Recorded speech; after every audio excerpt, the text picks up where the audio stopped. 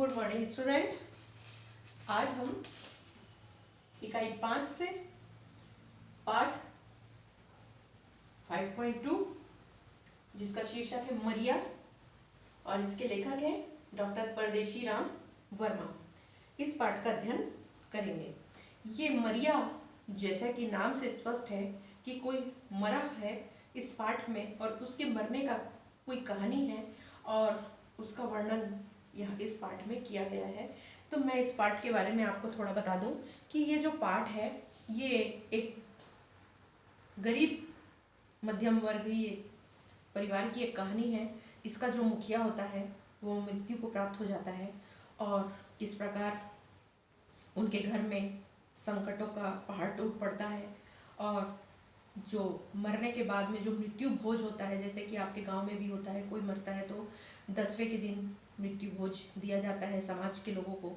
तो ये जो मृत्यु भोज है ये समाज में एक प्रकार से अच्छा माना जाता है, लेकिन इससे लोगों को कितनी हानि होती है, कितनी परेशानी होती है। जो इसके लिए सक्षम नहीं होता है उनके लिए बहुत परेशानी का पहाड़ टूट पड़ता है और वे लोग इस मृत्यु भोज को समाज से हमेशा हमेशा के लिए समाप्त करना चाहते हैं। और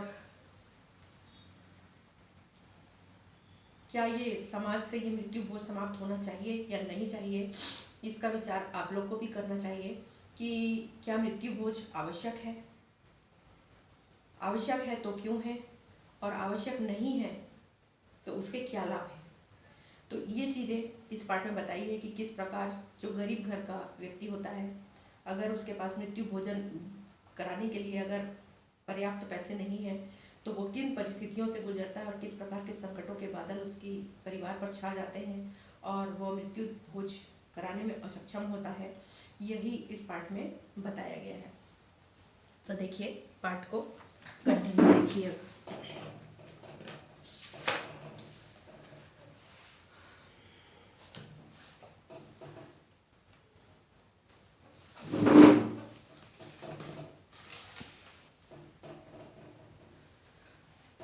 संझोती जल्दी नांगर ला ढील देकर बेटा रामचरण अपने इकलौता पोसवा बेटा ला समझाइस। ये एक छत्तीसगढ़ी कहानी है और ये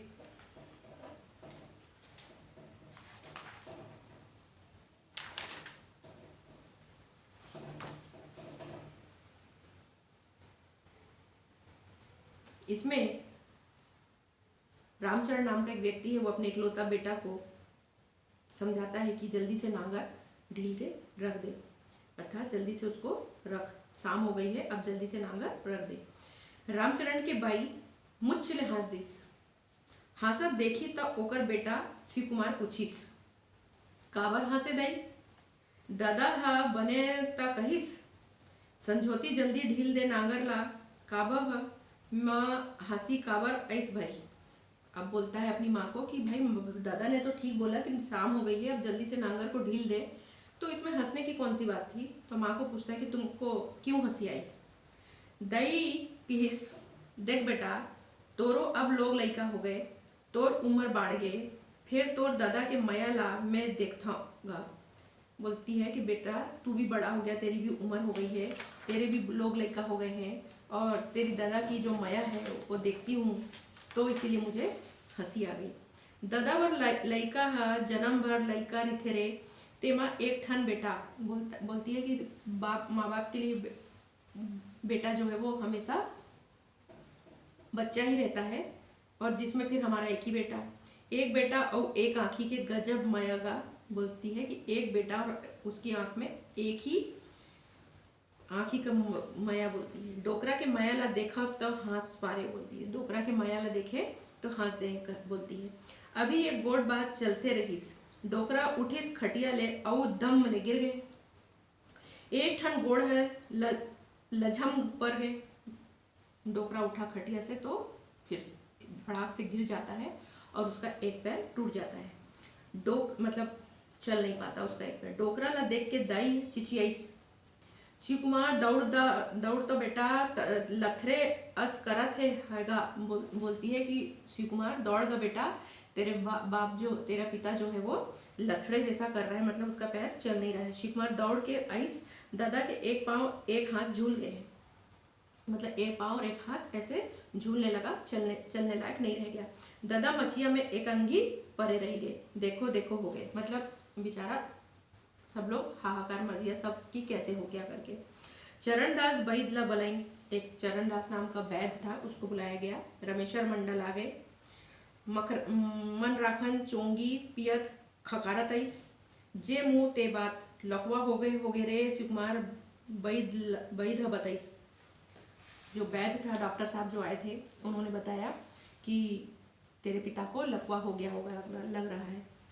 मन राखन किस ओकरे सेती मैं किथों चार सावन सम्मारी जरूरी है, सबनाही नहीं मनाव। मन राखन कहिस कि इसीलिए सावन सोमवार का उपवास रखना कितना जरूरी है कि कुछ ना कुछ परेशानी आ जाती है। किसानी करबो काहस रे शिव कुमार, बोलता है कि कैसे करेगा रे शिव कुमार, अब तू तेरे पिता को तो लकवा मार दिया, देख डोकरा ला का हो गए, धर्म करम ला बंधा ढा करे, मेरे बाबू विपत आथे जी। बोलता धर्म करम के काम किया कर, नहीं करता है इसलिए तो विपत्ति आती है, ऐसा उसको पाठ पढ़ाता है। रमेश्वर मंडल की ये ला चरोदा अस्पताल ले गओ जी, जल्दी करो, रामू रोसी आ गए। कहिस कि चरोदा अस्पताल जाही, मर गए तुम अंग्रेजी दवा के मारे, जाकर डोकर हा बघेरा, गोली खाही और तेल लगाही, तहाँ देख कुदलता मारही। अब रमेश्वर बोलता है कि इसको अस्पताल ले जाओ, लेकिन रामू बोलता है कि इसको अस्पताल ले जाके क्या करोगे, गोली दवाई खिलाएगा और वो अंग्रेजी दवाई में कोई आराम होगा नहीं, इसीलिए बोलता है कि एक गोली खाएगा और तेल लगाओ, तेल लगा के मालिश करो तो देखो कैसे कुदाली मारने लायक उसके हाथ पैर चलने लगेंगे। अंकल खिसी आ गए, एक अंकल थे वो खिसी आ गए, फिर वो बोले देखो जी जतर कतर बात झन करो, कथे चढ़ो तिवारी चढ़ो पांडे, घोड़वा गईस पराए, तउन हाल झन होए, अरे दादा जहां लेना है लेगा। बोलता कि जो करना है करो, तुम लोग इधर उधर की बात मत करो और तुम लोग को जो करना है जल्दी करो।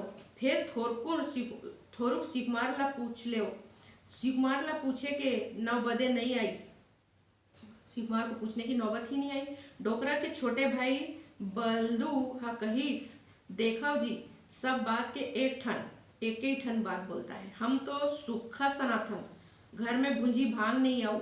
बोलता कि भैया अपन तो सुखा सनातन, मतलब हमारे पास में कुछ भी नहीं, एक पैसा नहीं है तो हम कहाँ लेके जाएंगे, बोलता है इसको। ओकर बात ला काट के अंकल हा कहिस, देख बलदू घर में रहे ते झन रहे, सेवा करे बर पड़ही। बोलता है कि घर में रहे या मत रहे तुझे तो सेवा करनी पड़ी, ले जाओ ये ला जल्दी। बोलता है कि जल्दी यहाँ से इसको ले जाओ, अस्पताल ले जाओ, इसका इलाज पानी कराओ। मचोली में एक अंगू सूते सूते डोकरा खांसिस, किस देखो जी अब मैं ज्यादा दिन के सगन नो हाँ, यही गांव में जन्मे, यही खेले कूदे, इहे जवान हुए, इहे बूढ़ा गए और इहे बीमार हो गए, तब भैया हो इहे मरण देव मोला, मोर 10 अंगरी के बिना है। बोलता है कि भैया मैं यहीं जन्मा, यहीं पे मरना चाहता हूँ, सब कुछ मेरा जीवन यहीं बीता है इसी गांव में, तो मुझे ऐसे ही मरने दो, मुझे कहीं मत ले जाओ, बोलता है डोकरा। शिवकुमार ला बैद हा दवा बता दिस, और कही तेल मालिश ज्यादा हो चाहिए बाबू। वैद्य जो था उसने शिवकुमार को उसकी दवा बताया कि ये तुम यहाँ पे तुमको अपने पिता की तेल की ज्यादा मालिश करना है, जिससे उसका जल्दी फायदा होगा। और सुन संजोती लान लेवे कारी परेवा,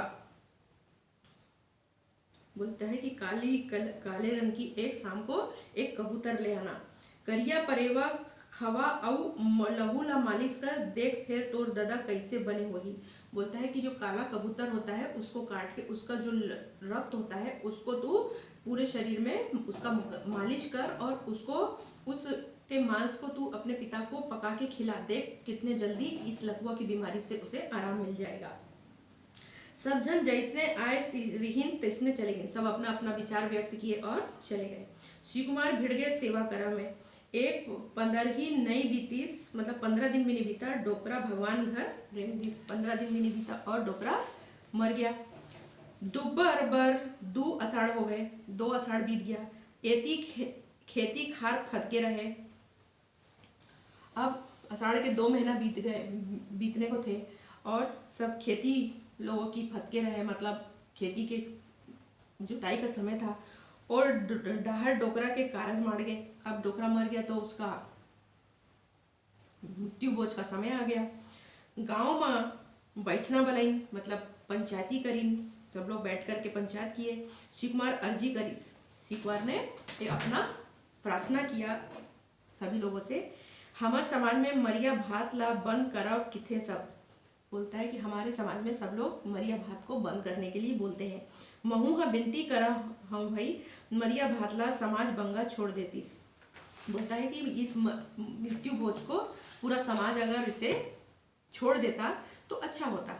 रमेशर मंडल सदा दिन के सामाजिक मनखे, रमेशर जो था वो समाज का व्यक्ति था, पंच लोग होते हैं ना, उनमें से एक था। रख मखा के उठ गए, गुस्सा होके उठ गया। किस देख रहे शिवकुमार, समाज के कानून ला हमला झन बता रे बाबू, बोला कि समाज के कानून हमको मत बता रे बाबू, बोला कानून ला हम सब जानथन, कानून हिरसिंह दिरखिन बारे ला सब हम पढ़े बैठे हन जी, बोलता सब कानून हम सब पढ़ के बैठे हैं, बोलता हमको झन सिखा। करनी दिखाया मरनी के बेर, बोलता करनी जो है ना वो मरने के समय में दिखाई देती है। मैं गांव के पटेल, मैं गांव समाज के कुरहा, बोलता मैं गांव का जमींदार, मैं गांव का पटेल, मतलब मैं गांव का मुखिया। बाबू रे तोर बाप है जियत भर कानून बर ठट्ठा मड़ाइस, अब मरे में झन ठट्ठा कर, बोलता कि तेरा बाप जिंदगी भर कानून को मानता रहा, अब मरने के बाद कानून को मत ठुकरा। दे बर पर ही भात, बोला कि मृत्यु भोज तो तुझे देना ही पड़ेगा। सब घर फुदर फुदर के खाए हब, अब खवाए बर परत है त कानून ला गोराहू रे, बोलता है कि तू तो जिंदगी भर सबके घर फुदक फुदक के खाने के लिए गया, सबके घर खा खा के खूब खा के आया, और आज जब तेरी बारी आई खिलाने की तो तू कानून हमको सिखा रहा है। सब झन रमेशर के संग दे दिन, अब सब रमेशर का साथ देने लगे। शिवकुमार हो गए अकेला, भात देवर माने ला पड़ गए, अब मृत्यु भोज उसको देने के लिए मानना पड़ा। घर डहर आवत खानी रमेशर ला सुकालू ठिस, जब घर आ रहे थे रमेशर और सुकालू आपस दोनों जन चल रहे थे सड़क में, तो सुकालू कहिस अच्छा जमहेड़े भाटो, बोला कि अच्छे से लताड़ा है भैया तूने उसको, भाटो मतलब जीजा।